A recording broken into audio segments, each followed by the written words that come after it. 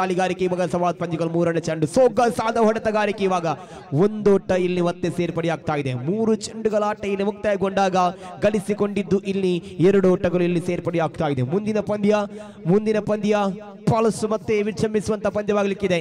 ಈ ತವರಿನ ಮಣ್ಣಿನಲ್ಲಿ ಆಡತಕ್ಕಂತ ತಂಡದ ನಡುವೆ ವಿರುದ್ಧವಾಗಿ ಶೈನ್ ಕಾರ್ಕಳ. ಎರಡು ತಂಡಗಳು ಕೂಡ ಸಜ್ಜಾಗಿರಿ. ಶೈನ್ ಕಾರ್ಕಳ ಒಂದು ಟಾಸ್, ಡಿಸಿಷನ್ ಇಸ್ ಪೆಂಡಿಂಗ್. ಮುಂದಿನ ಪಂದ್ಯಕೂಟ ಸಜ್ಜಾಗಿರಬೇಕು. ಇದೀಗ ಸವಾದ್ ಪಂಜಿಕಲ್ ಅವರ ಮೂರು ಚೆಂಡುಗಳ ಆಟ ಇಲ್ಲಿ ಮುಕ್ತಾಯಗೊಂಡಾಗ ಸುದ್ಗಾರಿಕಾ ಮುಂದುವರಿಸಿಕೊಳ್ಳುತ್ತಾ ನಾಲ್ಕನೇ ಚೆಂಡಿಗಾಗಿ ಸಚಿನ್ ಅವರು ದಂಡುಗಾರಿಕಾ ಪೀಠವನ್ನು ಮುಂದುವರಿಸುತ್ತಾ ನಾಲ್ಕನೇ ಬಾರಿ ಮುನಿಗೆ ಬಾರಿಸುವಂತ ಪ್ರಯತ್ನ ಆಗಿತ್ತು. ಒಂದು ಓಟ ಪಡೆಕೊಳ್ಳತಕ್ಕಂಥ ಅವಕಾಶಗಳ ನಡುವೆ ಒಂದು ಓಟಗಳು ಇಲ್ಲಿ ಸೇರ್ಪಡೆಯನ್ನು ಕಾಣ ಸಿಗ್ತಾ ಇದೆ. ಒಂದು ಓಟಗಳು ಇಲ್ಲಿ ಸೇರ್ಪಡೆ ಕಾಣ ಸಿಗ್ತಾ ಇದೆ. 4 ಚೆಂಡುಗಳ ಮುಂದೆ 3 ಓಟಗಳು ಗಳಿಸಿಕೊಂಡು 10 ಓಟಗಳು ಇನ್ನೂ ಕೂಡ ಬೇಕಾಗಿದೆ. 10 ಓಟಗಳು ಇನ್ನೂ ಕೂಡ ಬೇಕಾಗಿದೆ. ಇಲ್ಲಿ ಗಳಿಸುವಂತ ಮೊತ್ತಗಳ ಸಂಖ್ಯೆ 10. ಸಭಾ ದಾಳಿಗಾರಿಕೆ ಪೀಠದಲ್ಲಿ ಈ ಬಾರಿ ಚೆಂಡು ಚುಕ್ಕಿ ಆಗ್ತಾ ಇದೆ. ಸತತ 2 ಚೆಂಡುಗಳು ಈ ಓವರಲ್ಲಿ ಡಾಟ್ ಅಂಡ್ ಡೆಲಿವರಿ ಕಾಣ ಸಿಗ್ತಾ ಇದೆ. ಸವಾದ್ ಪಂಜಿಕಲ್ಲು, ಇದು ಪಂಜಿಕಲ್ ಎಕ್ಸ್ಪ್ರೆಸ್ ದಾಳಿಗಾರಿಕಾ ಪೀಠವನ್ನು ಮುಂದುವರಿಸಿಕೊಳ್ಳಬೇಕಾಗಿದೆ. ಸತತ 2 ಚೆಂಡುಗಳು ಚುಕ್ಕಿಯಾಗುವಾಗ ಅಂಕಾಂಶ ಮಟ್ಟಿಗೆ ನಾವು ಗುರುತಿಸಿಕೊಳ್ಳುವುದು ಕೇವಲ 3 ಓಟಗಳಾದರೆ ಉಳಿದಿರತಕ್ಕಂತ ಕೊನೆಯ 1 ಚೆಂಡುಗಳ ಆಟ ಇಲ್ಲಿ ಮಾತ್ರ ಬಾಕಿ ಇದೆ.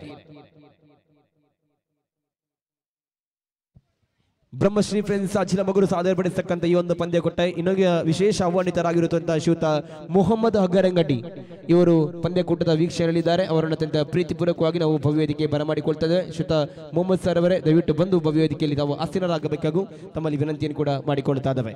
ಎಸ್, ಮತ್ತೆ ಪಂಚುಕಲ್ ರೆಸ್ಪೆಕ್ಟ್ ಸಮಾಜ್ ದಾಳಿಗಾರಿಕೆ ತುದಿಯಲ್ಲಿ ಈ ಬಾರಿ ಸೊಗಸಾದ ದಾಳಿ ಓಟದ ಗಳಿಕೆ ಒಂದು ಓಟ ಪಡೆಕೊಳ್ಳುವಂತ ಅವಕಾಶಗಳಿತ್ತು. 1 ಓಟಗಳು ಇಲ್ಲಿ ಸೇರ್ಪಡೆಯಾಗ್ತಾ ಇದೆ. ಒಟ್ಟಾರೆಯಾಗಿ 6 ಚೆಂಡುಗಳ ಆಟ ಇಲ್ಲಿ ಮುಕ್ತಾಯಗೊಂಡಾಗ ಅಂಕಾಂಶ ಗಳಿಸಿಕೊಂಡಿದ್ದು 4 ಓಟಗಳಾದರೆ ಇನ್ನು ಉಳಿದಂತ 6 ಚೆಂಡುಗಳ ಮುಂದೆ ಗಳಿಸಬೇಕಾಗಿದೆ. ಇಲ್ಲಿ 6ರ ಮುಂದೆ ಗಳಿಸುವಂತ ಮೊತ್ತಗಳು 9 ಓಟಗಳು ಬೇಕಾಗಿದೆ. 6 ಬಾಲ್ 9 ರನ್ ರಿಕ್ವೈರ್ಡ್. 6 ಚೆಂಡು ಇದೆ, 9 ಓಟಗಳು ಬೇಕಾಗಿದೆ. ಫೈನಲ್ ಆಗಿ ಈ ಪಂದ್ಯ ಪಾಲಸು 2 ತಂಡಗಳು ಕೂಡ ಅತ್ಯುತ್ತಮವಾದ ಪ್ರದರ್ಶನವನ್ನು ನೀಡತಕ್ಕಂಥ ಸಂದರ್ಭ ಇದರಾಗ್ತಾ ಇದೆ. ಮುಂದಿನ ಪಂದ್ಯಕೂಟ ಸಜ್ಜಾಗಿರಬೇಕು. ದಿಯಾ ಫ್ರೆಂಡ್ಸ್ ಚಿಲಮಗೂರು ವಿರುದ್ಧವಾಗಿ ಶೈನ್ ಕಾರ್ಕಳ ನಡುವೆ ಪಂದ್ಯಕೂಟ ಚಾಲ್ತಿಯಲ್ಲಿದೆ. ಈ ತಂಡದ ನಾಯಕರು ಕೂಡ ಸಜ್ಜಾಗಿರಿ. ಅದಾದ ಬಳಿಕ ಸ್ಪರ್ಶ ಕುಕ್ಕಾಚೈ ವಿರುದ್ಧವಾಗಿ ರೆಡ್ ಗಾಯ್ಸ್ ಪದವ್ ಸಮಿಸಿ. ಅದಾದ ಬಳಿಕದ ಪಂದ್ಯ ಜನ್ನಿ ಫ್ರೆಂಡ್ಸ್ ಹೊರಟೀಲು ವಿರುದ್ಧವಾಗಿ ಜೆಡಿ ಬಾಯ್ಸ್ ಬಂಟ್ವಾಳ. ತಂಡದ ನಾಯಕರು ಕೂಡ ಸಜ್ಜಾಗಿರಬೇಕು.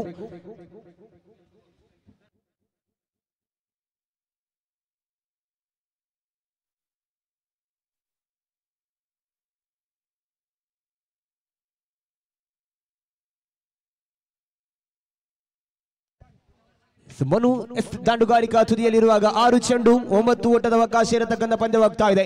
ಅಮೀರ್ ದಾಳಿಗಾರಿಕಾ ತುದಿಯಲ್ಲಿ ದಾಳಿಯನ್ನು ಸಂಘಟಿಸಿದ ಆರಂಭಿಕ ಚೆಂಡು ಎಸೆಯಬೇಕಾಗಿದೆ ಮನು ಅವರ ಕಡೆಗೆ.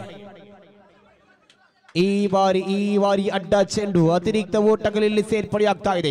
ದಾಳಿಗಾರಿಕಾ ತುದಿಯಲ್ಲಿ ಮುಂದುವರಿಸಿದ 6 ಚೆಂಡುಗಳ ಮುಂದೆ 8 ಓಟಗಳು ಇನ್ನೂ ಕೂಡ ಬೇಕಾಗಿದೆ. ಪಂದ್ಯ ಬಹಳಷ್ಟು ಕುತೂಹಲಗಟ್ಟೆಗೆ ಬರುವಂತ ಸಂದರ್ಭಗಳು ಎದುರಾಗ್ತಾ ಇದೆ. ಯಾರಿಗೆ ವಿಜಯದ ಮಾಲೆಯನ್ನು ತೆಗೆದು ಸೃಷ್ಟಿಯಾಗ್ತಾ ಇದೆ, ಯಾರು ಈ ಪಂದ್ಯವನ್ನು ಗೆದ್ದು ತೃತೀಯ ಸುತ್ತಿಗೆ ಅರ್ಹತೆಯನ್ನು ಗೆಟ್ಟಿಸಿಕೊಳ್ಳುವವರು ಎನ್ನುವಂತಹ ಪ್ರಶ್ನೆಗಳಿಗೆ ಇಲ್ಲಿ ಅಮೀರ್ ದಾಳಿಗಾರಿಕಾ ತುದಿಯಲ್ಲಿ 6ರ ಮುಂದೆ ಬೇಕಾಗಿದೆ 8. ಈ ಬಾರಿ ದೊಡ್ಡ ಹೊಡೆತ ಸೀಮಾರೇಖೆಯ ಸನಿಹದಲ್ಲಿ ಹೊರ ಭಾಗದಲ್ಲಿ 6. 6 ಓಟಗಳು ಇಲ್ಲಿ ಸೇರ್ಪಡೆಯಾಗ್ತಾ ಇದೆ. ಖಂಡಿತ ಪಂದ್ಯದ ಸ್ಥಿತಿಗತಿಯಲ್ಲಿ ಬದಲಾವಣೆ ಆಗ್ತಾ ಇದೆ.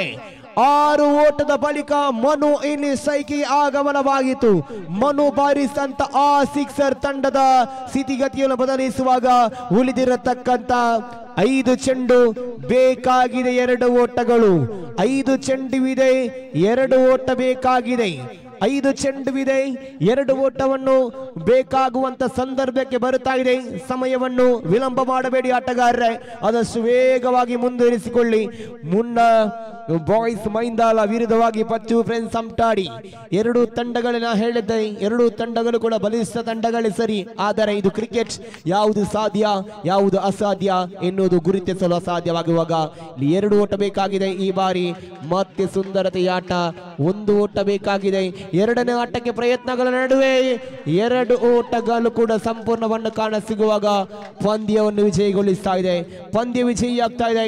ಪಚ್ಚು ಫ್ರೆಂಡ್ಸ್ ಅಂಟಾಡಿ ತಂಡ ನೇರವಾಗಿ ಕ್ವಾರ್ಟರ್ ಫೈನಲ್ ಪಂದ್ಯಕ್ಕೆ ಲಗ್ಗೆ ಇಡುವಾಗ